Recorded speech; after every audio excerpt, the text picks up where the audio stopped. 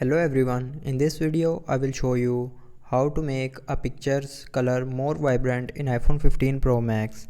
So before starting the video, don't forget to subscribe the channel and also press the bell icon. So first of all, open Photos app and then select a photo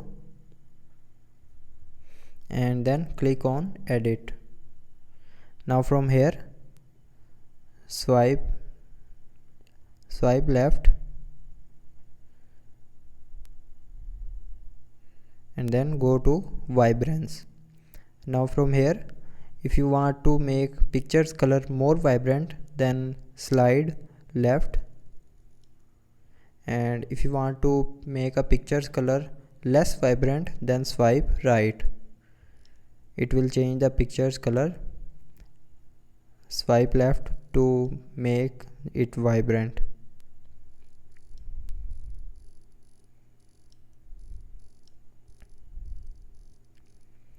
So I hope you liked the video. Thanks for watching.